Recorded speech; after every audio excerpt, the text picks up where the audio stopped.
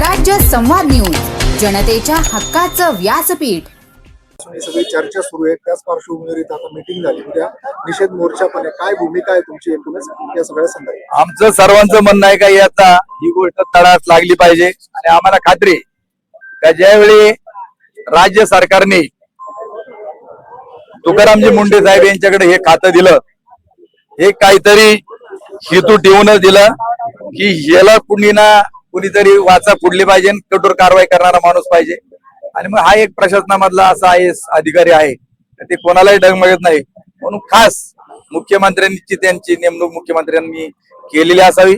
मागच्या 5 दिवसापूर्वी मी याबाबत स्वतः नरहरी झिरवळ साहेब या खात्याचे मंत्री, त्यांना देखील फोनवर माझं बोलणं झालं आणि त्यांना सांगितलं की साहेब तुमचं मनापासून अभिनंदन, सगळ्यात तुमच्या खात्याचं चांगलं काम करते म्हणून चर्चा आहे।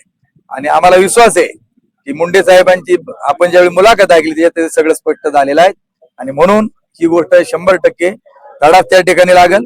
त्यांना जी काही माहिती आहे जर सर्वांनी व्यक्त केलं, उद्या आम्ही हे आंदोलन करू आणि त्याचबरोबर मुंडे साहेबांची वेळ घेऊन त्यांना आमचं शिष्टमंडळ जाऊन भेटल आणि सर्व जे काही छुप्या गोष्टी आहेत त्या देखील त्यांच्या कानावर घालू।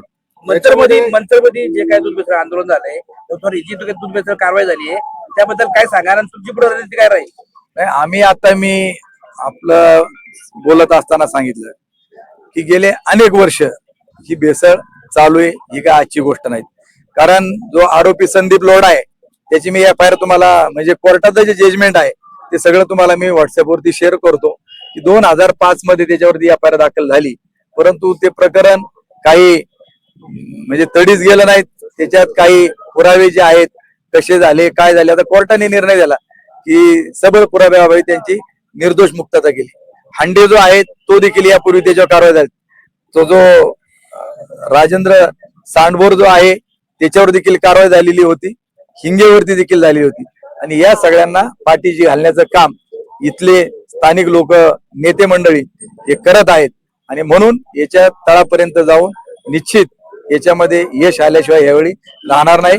कारण प्रकरण दाबणारा अधिकारी नाही, कारण ज्यावेळी 24 मध्ये सुगंधी दुधामध्ये आळ्या आढळल्या त्यावेळी हे प्रकरण दाबण्यात त्या ठिकाणी आलं आणि ते देखील आम्ही त्यांच्या निदर्शनात आणून देणार आरोपी याच्यामध्ये मोठ्या लिंक कोणत्या आहेत, मोठ्या लिंकच्या सातत्याने बोललं जातं, मोठी याच्यामध्ये साखळी कोणती आहे, आता कोणती मोठी नावं याच्या समोर येत? आता याच्यामध्ये जोपर्यंत आयुक्त अधिकृतरित्या सांगत नाहीत, त्यांनी सांगितलेलं आहे की आमच्याकडे सगळी माहिती आलेली आहे आणि त्यांनी सांगितलं की हे ट्रान्झॅक्शन कसे झाले, पेमेंट कोणाचे यांना आलेत, यांनी माल कोणाला दिला, दूध यांनी कोणाला दिलं, एकदा अधिकृत आलं की त्याच्यावर आम्ही निश्चित 100 नाही 200% बोलणार आहेत। जसं दुधाच्या आळ्याच्या संदर्भामध्ये आम्ही बोललो, नाव घेऊन बोललो, जे पुरावे होते की पत्र मुख्याध्यापकांनी दिलं, अधीक्षकांनी दिलं, ते आम्ही मांडलेले आहेत। त्यांनी आम्हाला 100 कोटीच्या नुकसानीची नोटीस पण दिली गोवर्धननी। गेल्या अनेक वर्षापासून मंचर हे केंद्र बनलेलं आहे, इतक्या वर्षांपासून एक कारवाई देखील पाठीमागे झाली, मात्र हे खणून काढण्यात कुठेतरी अपयशी पडले। याचा पाठपुरावा मी सगळ्यात पहिल्यांदा सांगितलं, याचा पाठपुरावा करण्याचं काम हे लोकप्रतिनिधींचं आहे। जे आमदार असतील खासदार असतील यांनी हा विषय त्या ठिकाणी मांडणं अत्यंत गरजेचं आहे, परंतु आपलेच कार्यकर्ते असल्यामुळं हे याच्यावरती फोकस अजिबात करत नाहीत। आणि म्हणून की सगळ्यात की तुम्हाला ज्यावेळी लोकांनी लोकप्रतिनिधी म्हणून निवडून दिलंय, आता त्यांना दुःख आहे, ते बोलतात फक्त 1,500 माझं तर म्हणणं आहे ते निवडूनच आलेले नाहीत, जनतेने नाकारलंय, परंतु केवळ मताचं डायव्हर्शन दुसऱ्या त्या ट्रम्पेटवर गेल्यामुळं, नाहीतर आज ते लोकप्रतिनिधी नसते। आम्ही त्यांना पुन्हा सांगतोय की ही भेसळ आहे, हा लोकांच्या जीवाशी खेळ आहेत, तुम्ही याच्यामध्ये ठाम भूमिका त्या ठिकाणी घ्या आणि स्पष्टपणे सांगा माझा कार्यकर्ता हा आहे।